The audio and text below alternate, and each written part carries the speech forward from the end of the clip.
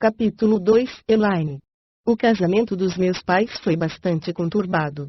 Meu pai era um beberrão que acreditava ser o dom de Deus para as mulheres. Ele maltratava muito minha mãe. Quando nasci, ele parou aos pés da cama dela e disse-lhe que desejaria que eu tivesse morrido. Até que, finalmente, ela tirou um vaso contra ele. Meu nascimento foi como qualquer outro, igual a centenas no mesmo dia por todo o mundo, exceto que eu nascera deformada. Não tinha nariz, lábio superior e nem o céu da boca. É o que eles chamam de lábio leporino. Minha mãe quis me ver tão logo eu nasci, e para ela, eu era o bebê mais lindo do mundo. Sua primeira pergunta fora ela poderá ser operada. Ela era muito pobre. Não tinha dinheiro e nem meios para consegui-lo. Naquela época, os programas destinados à população carente não eram acessíveis como hoje, mas mesmo assim, minha mãe não era o tipo de pessoa que desistia facilmente só pelo fato de ser pobre. Aconteceu que, no mesmo hospital, havia uma enfermeira chamada Helen. Ela dera assistência ao meu nascimento, e no mais, sabia da situação da minha mãe, e também dos maus tratos do meu pai. Helen não era uma pessoa comum, era uma poderosa bruxa membro de uma seita que, apesar de pouco conhecida, se tornou uma das mais poderosas em nosso país. Os membros dessa comunidade prestam uma espécie de culto e adoração a Satanás e chamam a si mesmos de Irmandade. Helen era naquele tempo o que eles denominavam em seus cultos de a pessoa do contato. O contato dela com minha mãe iria afetar não só todo o resto da minha vida como de Rebecca também. No dia seguinte ao meu nascimento, Helen aproximou-se da minha mãe com uma proposta.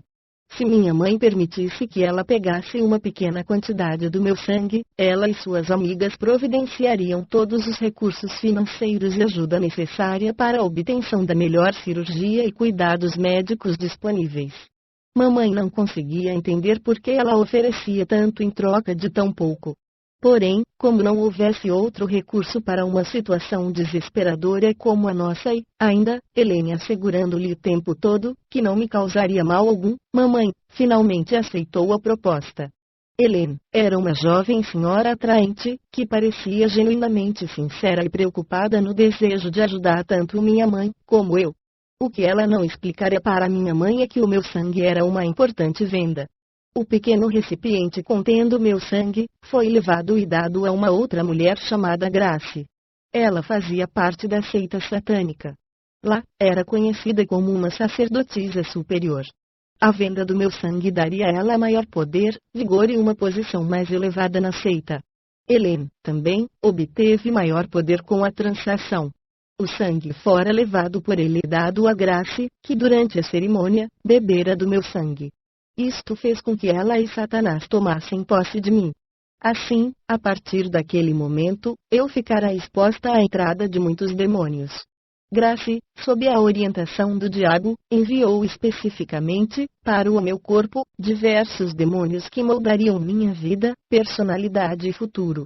Mamãe, não sendo cristã, jamais poderia imaginar que, o que ela fizera, iria me tornar numa pessoa marcada, cuidadosamente vigiada pelos satanistas.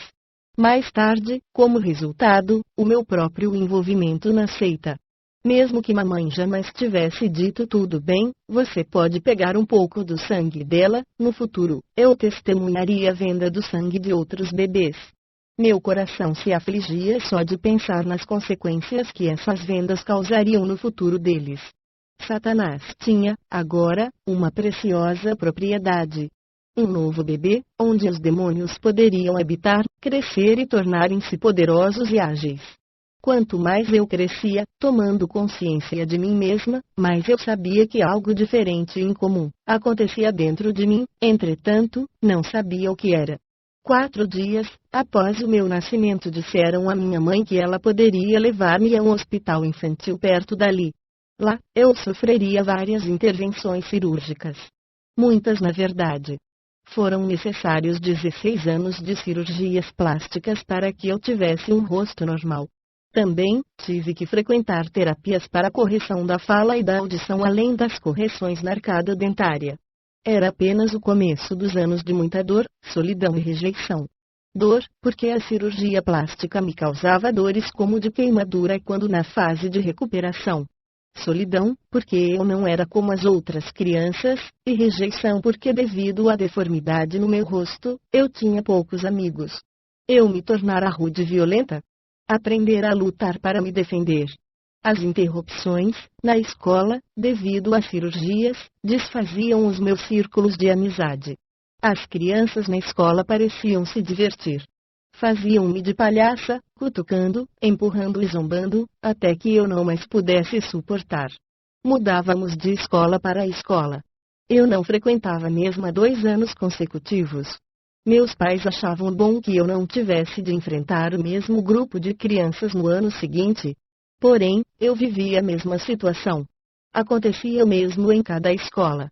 Um ano após outro de agonia, nada, absolutamente nada, mudava. Mamãe casou-se novamente, após o meu nascimento. Os meus pais não iam à igreja, e não me negavam o direito de ir, mas não iam. Ficavam esperando um pelo outro, e assim, nenhum dos dois dava o primeiro passo.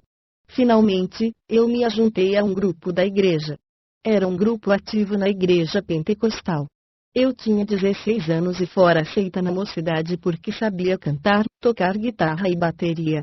Eu possuía muitos talentos, habilidade musical assim como habilidades artísticas. Foi uma época feliz, embora durasse pouco.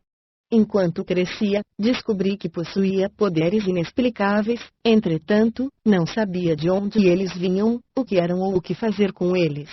Algumas pessoas me disseram que eu tinha dons especiais. Tenho uma tia que conhece profundamente a bruxaria e o espiritismo, ela costumava atrair as crianças para exibir jogos ocultos, e eu demonstrava habilidades superiores com as cartas, tarô etc.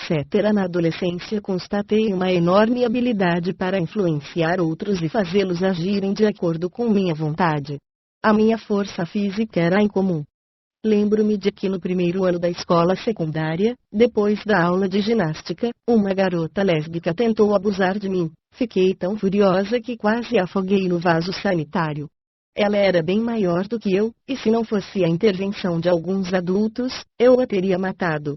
Permaneci na mesma escola todo o 2º grau.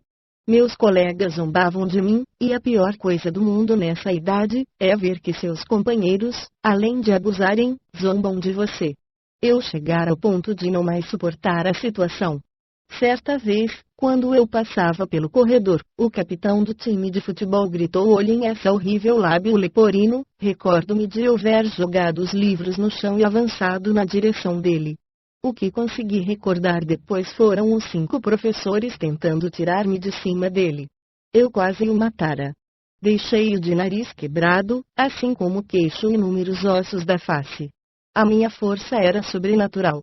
Naquele tempo, o garoto pesava cerca de 100 quilos e eu não passava dos 50 quilos. Mesmo assim, não sofri sequer um arranhão, nem nos punhos. A força parecia de mau agouro, entretanto, eu gostava. Ela era o único jeito de ter paz e ninguém podia me maltratar. Hoje, vejo de forma diferente, mas, na época, ela era o único meio de ter um pouco de paz. Amava aquela força mesmo não sabendo de onde vinha, e o que eu queria era conseguir mais. Não demoraria muito e logo seria envolvida e arrasada por uma mentira de Satanás que eu lamentaria por muito, muito tempo, e ainda faço. Mas, graças a Jesus que sempre me amou, mesmo que eu não o conhecesse. Foi nessa época que conheci Sandy, no grupo da mocidade que eu frequentava.